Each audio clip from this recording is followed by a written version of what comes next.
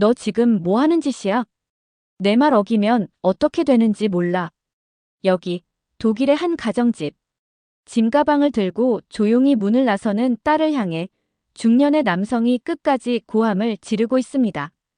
하지만 그녀는 뒤돌아보지 않았고 그렇게 문이 닫혔습니다. 그리고 정확히 5년 후, 이번엔 그 남자가 같은 집에서 조용히 가방을 챙기는데요. 도대체 그들 사이엔 무슨 일이 있었던 걸까요? 안녕하세요. 저는 하랄트 슈트라우스, 올해 64입니다. 독일 프랑크푸르트 외곽에서 태어나 가난을 온몸으로 겪으며 자랐고 지금은 제 이름을 딴 병원을 운영하는 외과 의사로 살아가고 있습니다. 사람들은 제게 성공한 인생이라 말하지만 저는 그렇게 생각하지 않아요. 저는 단지 남들보다 조금 더 무섭게 살았고 조금 덜 흔들리려고 버텼을 뿐입니다. 저는 오랫동안 믿어왔습니다. 인생은 단단한 기준과 철저한 책임감 위에서만 굴러간다고요. 감정보다 결과, 이해보다 통제, 사랑보다 질서가 중요하다고 여겼습니다. 그래야 실패하지 않는다고 말이죠. 그 신념 덕분에 오늘의 자리에 설 수 있었지만 동시에 그 신념이 제가 가장 소중히 여긴 것을 밀어내고 있었단 걸 너무 늦게야 깨닫게 됐습니다. 이제 그 이야기를 들려드리려 합니다. 한 아버지로서, 한 인간으로서 제가 무엇을 잃고 무엇을 다시 찾게 되었는지를요. 지금부터 제 이야기를 들어주신다면 아마 당신도 마음 한편에서 누군가를 떠올리게 될지도 모릅니다. 가난은 참 끈질긴 녀석이었습니다.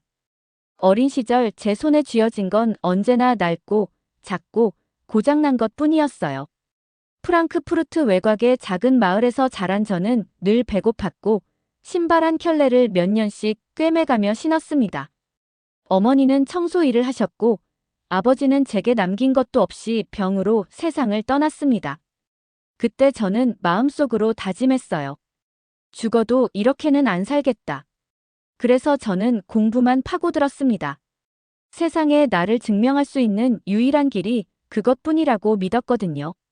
친구들은 운동장에 있을 때 저는 도서관에 있었고 휴가철엔 병원 청소 아르바이트를 하며 의사가 되는 꿈을 키웠습니다. 결국 독일 내에서 꽤 이름 있는 의과대학에 장학금으로 입학했고 그곳에서 제 인생의 반쪽, 카타리나를 만났습니다. 의사로서의 경력이 쌓이자 저는 더 높은 곳을 바라봤습니다. 병원 내 전담 외과팀을 맡고 40세에 제 이름을 딴 클리닉을 열 수 있었어요. 하랄트 슈트라우스 내과외과 통합 클리닉. 간판을 세운 날, 저는 혼자 건물 앞에서 눈물을 삼켰습니다. 드디어 이룬 거죠. 더는 배고프지 않아도 되는 삶을요. 저는 그 성취를 가족에게 쏟아부었습니다. 특히 제 딸, 안내에게요. 안내가 태어났을 때 저는 세상을 다 가진 기분이었어요. 작고 붉은 얼굴에 손가락만한 손으로 제 손을 움켜쥐었을 때 마음속으로 약속했습니다. 이 아이에게만은 부족함이 없게 해주겠다고요.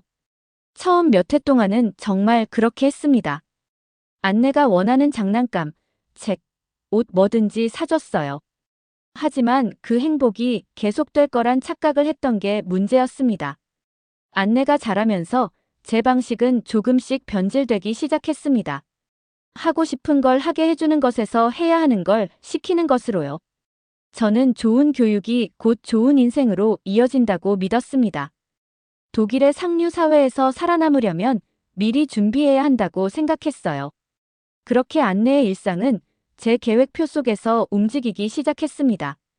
언제 피아노 학원을 가고 어떤 책을 읽고 어떤 과외를 들어야 하는지. 저는 그녀가 제 길을 걸어주길 바랐습니다. 안정적인 삶, 타인에게 존경받는 삶, 실패 없이 사는 길이요. 하지만 아이는 사람이었고 제 분신이 아니었습니다. 고등학생이 된 안내는 더는 제가 짜놓은 스케줄을 그대로 따르지 않았습니다. 어느 날부터인가 그녀는 말없이 자신만의 시간을 갖기 시작했어요.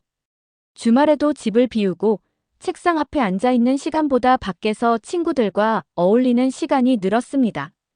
저는 그게 마냥 불안했어요. 다시금 가난이 우리 곁에 다가오는 것만 같았거든요. 그래서 그녀의 행동을 제지했습니다. 밤늦게 돌아오는 날이면 문을 열어놓지 않았고 스마트폰 사용 시간을 제한했습니다. 심지어 친구 관계까지 간섭하려고 했습니다. 그때마다 아내 카타리나는 말렸습니다. 하랄트, 아이는 내가 아니야. 내 방식이 늘 옳은 건 아니잖아. 저는 그 말이 도통 받아들여지지 않았습니다. 제가 아니면 누가 이 아이를 보호할 수 있단 말입니까? 저는 그렇게 믿고 있었어요. 결정적인 순간은 안내가 아르바이트를 시작했을 때였습니다. 대학 입시를 앞둔 시기였고 저는 그녀가 공부에만 집중하길 바랐어요. 하지만 안내는 지역 서점에서 일하기 시작했고 심지어 스스로 옷과 책을 사기 시작했습니다. 제가 사주는 건 더 이상 받지 않으려 했고 자신이 번 돈으로 자신을 꾸려가고 있었어요. 처음엔 무시했습니다. 곧 포기하겠지, 다시 돌아오겠지 생각했지만 오히려 더 단단해졌습니다. 어느 날 저녁, 안내가 조용히 식탁에 앉았습니다. 오랜만에 셋이 함께하는 식사였고 저는 조금 들뜬 마음으로 식사를 준비했어요. 그런데 안내가 입을 열었습니다. 아빠, 저 한국으로 유학 가려고 해요.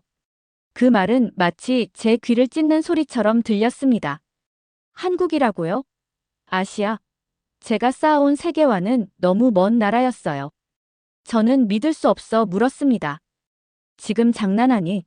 하지만 아이의 표정은 단호했어요. 전 진심이에요. 제가 하고 싶은 공부가 있어요.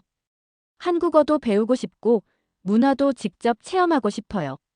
저는 수저를 내려놓고 조용히 말했습니다. 안 된다. 절대 안 돼. 그리고 그녀는 대답했습니다.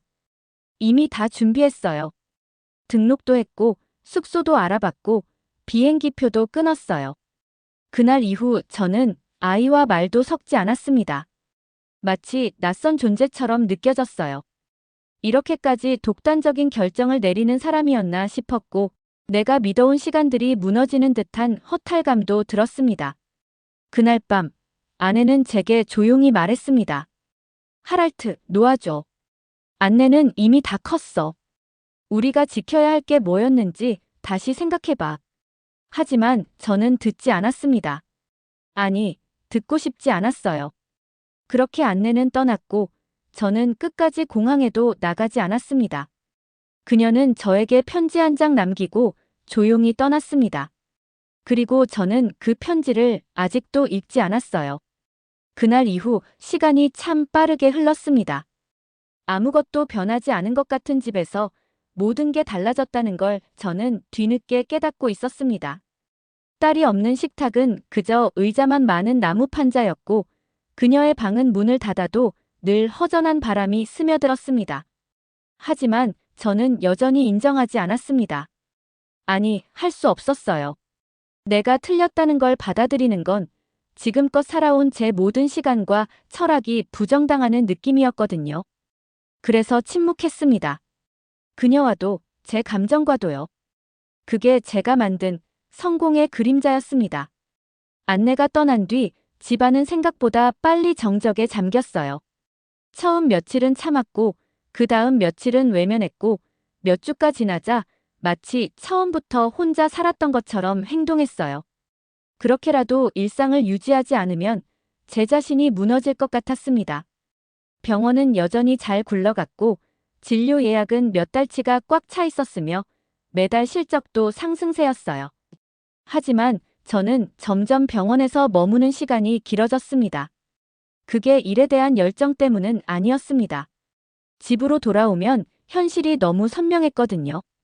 빈 식탁, 닫힌 방문, 저녁이 되어도 들리지 않는 발걸음 소리. 저는 그 정적을 참을 수 없었어요. 아내는 여전히 조용한 사람이었습니다. 안내가 떠난 이후로 저희 부부는 대화를 많이 나누지 않았습니다. 가끔 그녀가 말없이 창밖을 바라볼 때면 저는 묻지 않았어요. 무언가를 묻는 순간 제가 감당할 수 없는 진실을 듣게 될까 두려웠습니다. 어느 겨울 병원 일이 끝나고 집에 돌아왔을 때 거실 탁자 위에 놓인 사진 액자 하나가 눈에 들어왔습니다.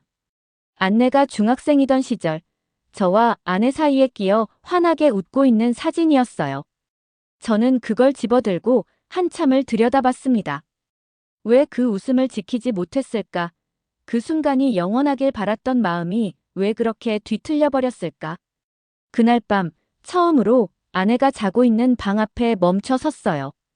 문을 열지는 않았습니다. 그냥 그 문 앞에서 한참을 서 있었습니다. 계절은 바뀌고 해가 2번이나 지났습니다. 어느새 병원에서도 딸과 연락 끊었다던데 요즘은 좀 괜찮으세요? 하는 질문이 들려오기 시작했어요. 저는 그럴 때마다 습관처럼 웃으며 대답했습니다. 시간이 해결해줍니다. 그 말이 제게 위로가 되길 바라며 뱉었던 거였지만 실은 시간이 흐를수록 더 깊은 구덩이에 빠지는 기분이었습니다. 연락을 끊은 건 제가 아니라 저의 고집이었습니다. 그걸 인정하지 못한 채 저는 아이의 잘못이라는 결론만 고수하고 있었어요.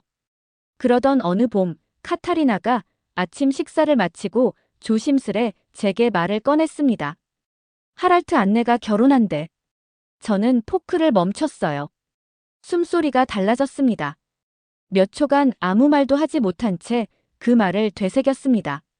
결혼이라니, 그것도 한국에서라니. 가슴 깊은 곳이 벌렁거렸습니다. 화가 나기보단 낯설고 두려운 기분이 먼저 찾아왔어요. 어디서 누구랑 그 말이 간신히 나왔습니다. 그러자 아내가 이어 말했습니다. 안내는 잘 지내고 있어. 내가 궁금해하진 않았지만 나는 계속 연락했어. 이젠 말해야 할 것 같아서. 그 말에 숨이 멎는 줄 알았습니다. 분명 저는 아내와도 안내와도 단절된 채 살아왔다고 믿고 있었어요. 하지만 그건 착각이었습니다. 제 곁을 묵묵히 지키던 아내는 사실 한 손으로는 저를 붙잡고 다른 손으로는 딸과의 다리를 놓고 있었던 겁니다. 배신감이 들 줄 알았지만 이상하게도 그 감정은 느껴지지 않았습니다. 오히려 안심이 되었어요. 안내가 정말 혼자서 모든 걸 감당하고 있던 건 아니라는 사실이 처음으로 제 마음을 놓이게 했습니다. 같이 한국에 가지 않을래? 카타리나가 조용히 물었습니다. 저는 아무 말도 하지 않았습니다. 그녀는 대답을 강요하지 않았어요. 며칠 동안 저는 병원과 집을 오가며 그 말만 되뇌었습니다. 같이 가지 않을래? 그것은 아내의 제안이기도 했지만 제게 주어진 마지막 기회처럼 느껴졌습니다. 만약 이번에도 거절한다면 다시는 되돌릴 수 없을지도 모른다는 예감이 들었어요. 며칠 후 저는 항공권을 예매했습니다. 출발지는 프랑크푸르트였고 도착지는 인천이었습니다. 티켓을 예약하는 내내 손이 떨렸어요.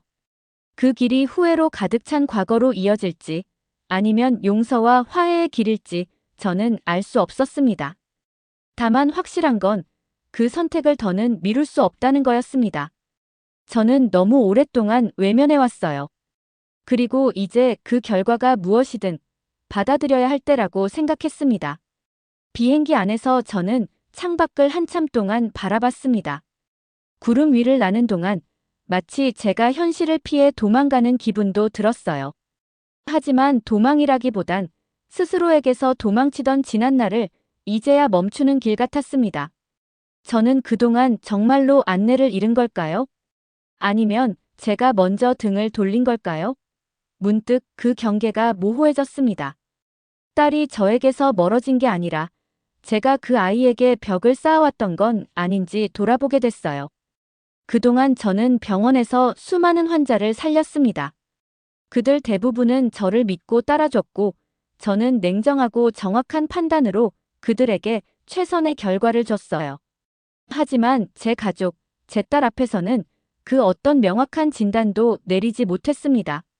오히려 제가 주입한 기준과 성공이라는 이름의 독이 아이의 숨통을 막고 있었던 겁니다. 비행기가 한국에 가까워질수록 마음은 무거워졌습니다. 두려웠습니다. 그녀가 나를 만나고 싶어 하지 않으면 어쩌지, 내 존재가 불편하게 느껴지면 어쩌지, 그런 생각들이 머리를 가득 채웠어요. 그런데도 어딘가에서 희미하게 밀려오는 안도감이 있었습니다. 그건 아내의 말 한마디 때문이었습니다. 하랄트, 안내는 널 원망하지 않아. 그 말을 믿고 싶었습니다.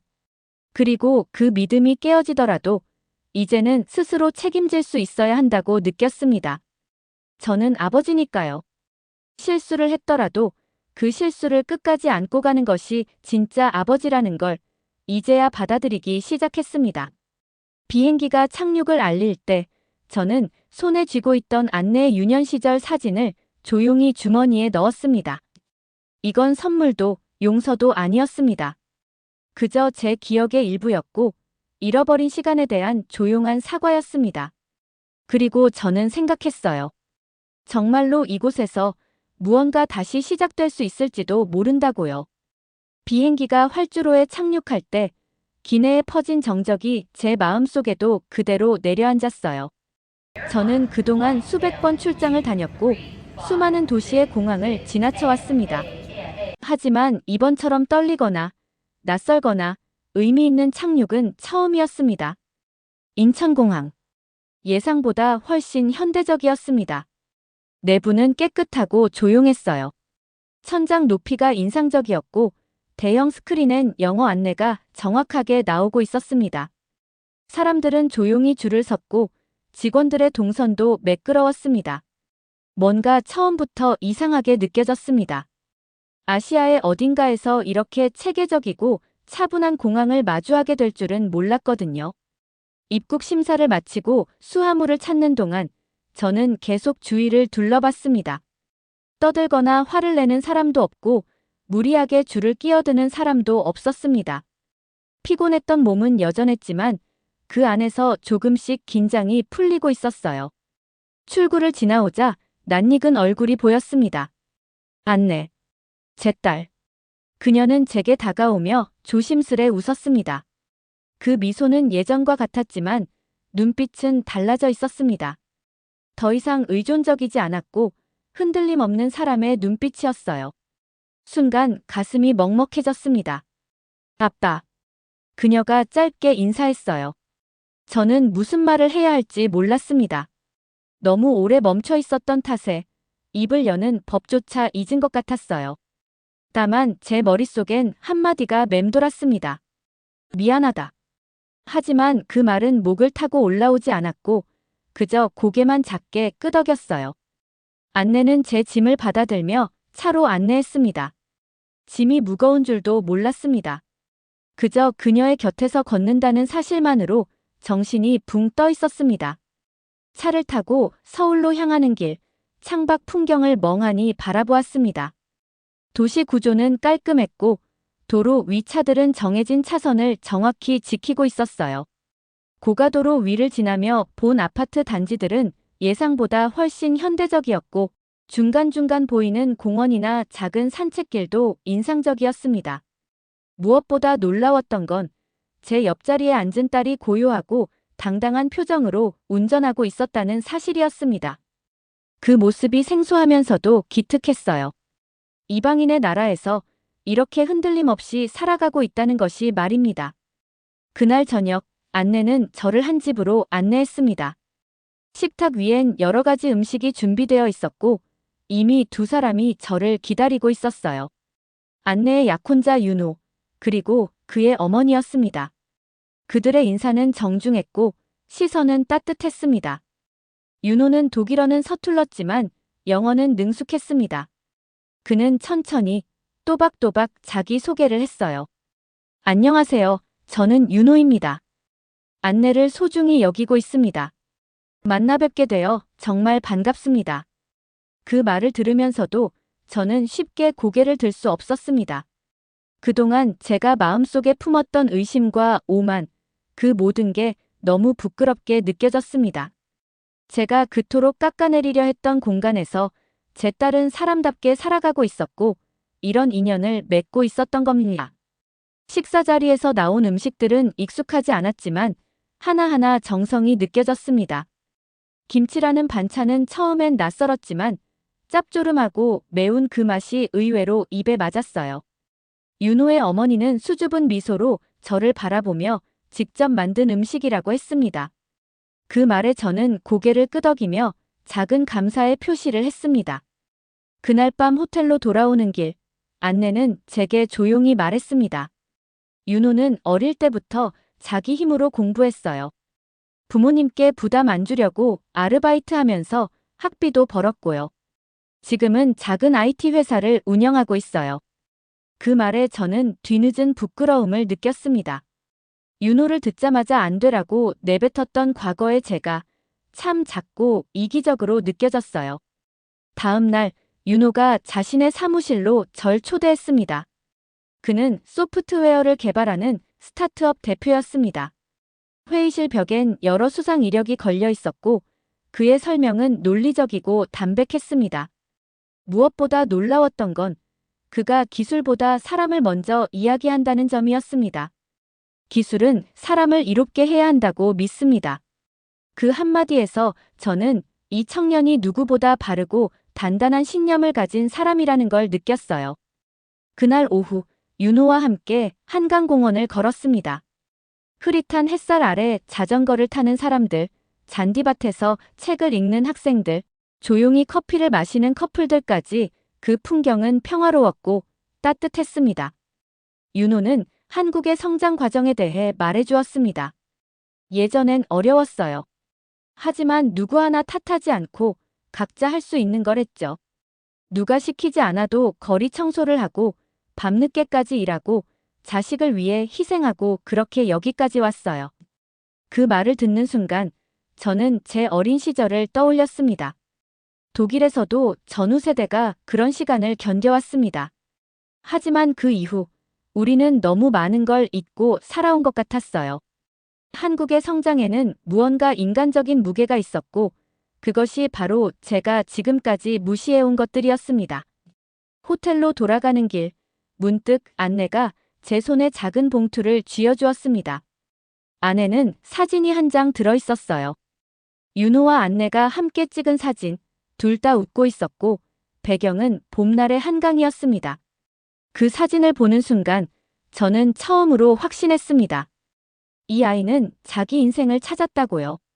제가 상상했던 것보다 훨씬 강한 아이였고 제가 내려준 길이 아니라 스스로 찾아낸 길 위에 서 있다는 걸 알게 되었어요. 그날 밤 저는 침대에 누워 천장을 한참 바라봤습니다. 눈물이 났어요. 그건 후회의 눈물이자 감사의 눈물이었습니다. 제 딸이 이토록 건강하게 살아주었다는 사실에 그리고 그걸 이제야 깨닫게 되었다는 현실에 가슴이 저렸습니다. 다음 날이면 결혼식이 열릴 예정이었습니다. 전통과 현대가 함께하는 예식이라 했습니다. 저는 아직도 아버지라는 자격이 남아있을까요? 스스로 묻고 또 물었어요. 하지만 한 가지는 분명했습니다. 저는 이제라도 이 아이의 삶을 존중해주고 싶었습니다. 그 시작은 그녀가 선택한 사람과 그녀가 사랑한 이 땅을 진심으로 받아들이는 것부터라고 믿게 되었습니다. 결혼식 날 아침, 호텔 창가에 서서 먼 하늘을 한참 바라봤어요. 구름이 천천히 흘러가고 있었고 도시의 소음은 생각보다 부드럽게 귀에 스며들었습니다. 저는 셔츠 단추를 잠그며 문득 손끝에 닿는 감촉이 생경하다는 걸 느꼈습니다. 뭔가 오래 묵은 긴장감이 천천히 풀리는 기분이었어요. 그날은 2번의 결혼식이 준비되어 있었고 저는 그 어느 때보다 낯선 전통 속으로 들어갈 준비를 하고 있었습니다. 예식장에 도착하니 이미 하객들이 하나둘씩 자리를 채우고 있었어요. 전통 혼례는 실내가 아닌 작은 야외 정원에서 열렸고 붉은 천과 목재 구조물이 고요한 분위기를 만들어내고 있었습니다. 처음엔 그 모든 것이 어색했지만 이상하게도 위압적이진 않았습니다. 오히려 조용히 숨을 고르게 해주는 정서 같은 게 있었어요. 안내를 받아 자리에 앉았고 혼례가 시작되기 전 저는 조용히 숨을 골랐습니다. 이제 곧 딸이 전통 혼례복을 입고 나타날 거라는 사실이 믿기지 않았습니다. 독일식 웨딩드레스가 아니라 붉고 금색이 어우러진 화려한 한복을 입고 나타날 거라니. 저는 그 순간을 어떻게 받아들여야 할지 몰랐어요. 그리고 그녀가 등장했습니다. 안내는 머리에 족두리를 얹고 고운 자수의 치마를 입은 채 천천히 걸어왔습니다. 그 옆엔 윤호가 서 있었고 그 역시 남색 도포를 입고 있었어요. 그 순간 눈물이 핑 돌았습니다. 이방인처럼 느껴졌던 딸이 오히려 이 자리에서 누구보다 안정적이고 당당하게 서 있는 모습이었어요. 그녀는 무언가를 잃지 않았고 오히려 더 많은 것을 얻은 사람이 되어 있었습니다. 의식이 진행되는 동안 저는 숨소리조차 줄이며 딸의 움직임을 지켜봤어요. 절을 하고 술잔을 나누며 그 모든 전통의 의미를 받아들이는 딸의 눈빛은 단단했습니다. 예전의 안내였다면 어색해하며 실수라도 했을 장면들이 이제는 그녀의 일부처럼 자연스럽게 흘러갔습니다. 저는 고개를 숙인 채 혼잣말로 중얼거렸어요. 정말 많이 컸구나. 전통 혼례가 끝난 후엔 현대식 예식장이 준비되어 있었습니다. 꽃 장식과 흰 천으로 꾸며진 공간에 들어서자 또 다른 감정이 올라왔습니다. 이건 제가 익숙하게 느끼는 방식이었고 여기선 제가 해야 할 역할도 분명했어요. 저는 입장 순서를 기다리며 딸의 손을 잡았습니다. 처음으로 그렇게 손을 마주한 게 언제였는지 기억조차 나지 않았습니다. 안내의 손은 따뜻하고 단단했어요. 마치 제게 괜찮다고 말해주는 것 같았습니다. 함께 버질로드를 걷는 동안 저는 매 걸음마다 지난 시간을 떠올렸어요. 처음 안내가 걸음을 배웠던 날, 학교 첫날 아침, 그리고 마지막으로 함께 식사했던 저녁까지. 그 기억들이 한 줄로 이어지듯 제 안을 지나갔습니다. 그리고 그 끝에서 저는 윤호에게 딸의 손을 건넸습니다. 조용히, 담담하게요. 그 순간 제 안에 있는 수많은 감정이 녹아내리는 걸 느꼈습니다. 결혼식은 짧지 않았지만 저는 시간 가는 줄 몰랐어요. 사람들의 박수와 웃음, 사진 플래시 속에서도 저는 고요했습니다. 그리고 그 고요함 속에 깊은 감동이 자리하고 있었어요. 윤호는 한국어로 정중하고 진심 어린 서약을 했고 안내도 같은 언어로 그에 화답했습니다. 제가 알아듣지 못하는 말들이었지만 그 안에 담긴 정서와 사랑은 똑같이 전해졌습니다. 저는 그 모습이 마치 새로운 세대를 상징하는 장면 같았어요. 결혼식이 끝난 후 가족 모임이 이어졌습니다. 윤호의 가족과 제 아내, 그리고 몇몇 가까운 친구들만 모인 자리였어요. 전통에 따라 혼주 인사를 해야 한다고 했고 저는 당황했지만 아내가 제 손에 종이 한 장을 쥐어줬습니다. 발음 그대로 읽기만 하면 돼요. 저는 긴장된 목소리로 한국어 인사말을 읽었어요. 서툴렀고 더듬었지만 모두가 박수를 쳐주었습니다. 윤호의 할머니는 제 손을 잡고 말없이 고개를 끄덕였고 그 순간 저는 알 수 없는 감정에 사로잡혔습니다. 처음으로 한국이라는 나라가 제게 열린 느낌이었어요. 언어도 문화도 모르는 타인이 아니라 가족으로 받아들여지는 경험은 처음이었습니다. 다음 날 저는 아내와 함께 한강변을 걸었습니다. 도시와 자연이 공존하는 그 풍경 속에서 저는 조용히 입을 열었습니다. 카타리나, 은퇴하면 여기서 살자. 이 아이 곁에서. 아내는 대답하지 않았습니다. 그저 손을 꼭 잡아주었어요. 그것이면 충분했습니다. 독일로 돌아간 후 저는 병원을 정리하기 시작했습니다. 몇몇 동료들은 놀랐고 몇몇은 말렸습니다. 하지만 저는 흔들리지 않았어요. 이미 마음은 결정을 내린 상태였습니다. 몇 달 후 우리는 다시 한국으로 향했고 이번엔 더 이상 이방인이 아니었습니다. 서울의 작은 아파트를 구했고 저는 한국어를 배우기 시작했어요. 외국인 진료소에서 자원봉사를 하며 매일 새로운 사람들과 마주했습니다. 낯선 환경 속에서 새로운 보람이 생겼어요. 안내는 여전히 당당했고 윤호와 함께 삶을 잘 꾸려가고 있었습니다. 손주가 태어났을 때 저는 눈물을 참을 수 없었어요. 조그마한 생명이 제 무릎 위에 안겼고 그 아이는 저를 바라보며 말했어요. 할아버지. 그 한마디에 저는 웃으며 말했습니다. 그래, 이제 우리 모두 한 가족이구나. 이제 저에게 한국은 낯선 나라가 아닙니다. 가족이 있는 곳, 마음이 머무는 곳, 내가 다시 태어난 곳입니다. 가끔 생각해요. 모든 걸 처음부터 다시 선택할 수 있다면 어땠을까? 하지만 이 길을 돌아왔기에 지금의 이 평온과 감동이 가능한 거라고 믿고 있습니다. 그리고 저는 오늘도 감사한 마음으로 이곳에서 살아갑니다.